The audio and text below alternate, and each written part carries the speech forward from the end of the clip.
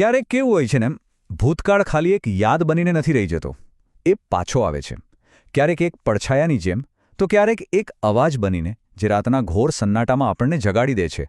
આ કહાણી એવા જ એક પાછા ફરેલા ભૂતકાળની છે. અને બસ રાતની એ ઘોર શાંતિ એક જ સવાલમાં તૂટી જાય છે. પણ આ કોઈ પ્રેમથી પૂછેલો સવાલ નથી. ના, આ તો એ અવાજ છે જે 3 વર્ષ પહેલાં કાયમ માટે શાંત થઈ ગયો હતો. કે પછી એવું માનવામાં આવતું હતું. આ અવાજ તો આવનારા એક ભયંકર તોફાનનો સંકેત છે. તો અહીંથી જ શરૂ થાય છે એ આખી રમત, મનની રમત.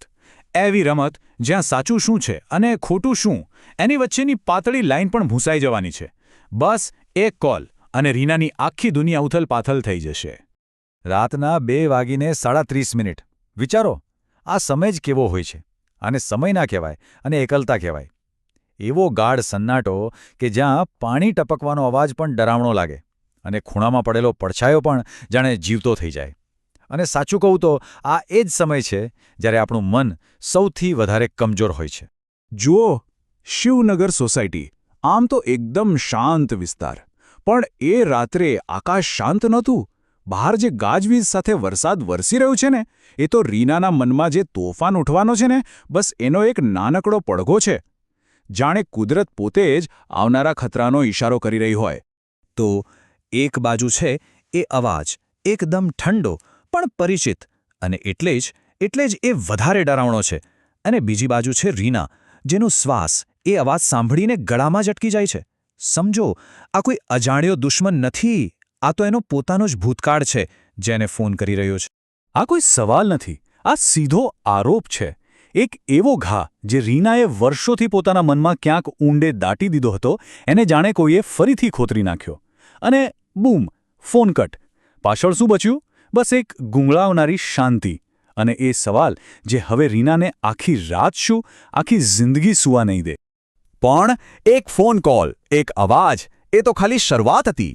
સાચો ડર તો ત્યારે લાગે છે જ્યારે એ અવાજ ખાલી સંભળાય નહીં પણ દેખાવા લાગે. જ્યારે એનો પડછાયો આપણી દુનિયામાં પગ મૂકે. એ જ ગુંગળામણભરી શાંતિને તોડવા માટે રીના હિંમત કરીને બારી પાસે જાય છે અને નીચે શેરીમાં નજર નાખે છે. અને ત્યાં એ કંઈક એવું જુએ છે જે ત્યાં હોવું જ ન જોઈએ. અરે, જેનું હોવું જ શક્ય નથી. શું જોયું હશે એણે? માત્ર થોડાક અક્ષરો અને આંકડા, એક ગાડીની નંબર પ્લેટ. પણ રીના માટે આ ખાલી નંબર પ્લેટ નથી.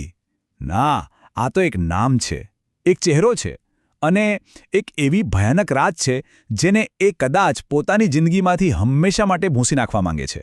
મોહિત, એનું નામ હતું મોહિત, રીનાનો બોયફ્રેન્ડ, જે 3 વર્ષ પહેલાં મૃત્યુ પામ્યો હતો. અને આ એની જ ગાડીની નંબર પ્લેટ છે. હવે વિચારો, જે માણસ દુનિયામાં છે જ નહીં, એની ગાડીનું અચાનક પાછું આવવું, આ કોઈક સંયોગ હોઈ શકે? ના, આ એક સંદેશ છે. અને જેવું એ આ બધું વિચારી રહી છે, ત્યાં જ ફોન ફરીથી રણકે છે. પણ આ વખતે અવાજ નથી, શબ્દો છે. સ્ક્રીન પર એક મેસેજ ઝબકે છે, હું પાછો આવી રહ્યો છું. અને એ જ સેકન્ડે ઘરની બધી લાઇટો ગુલ.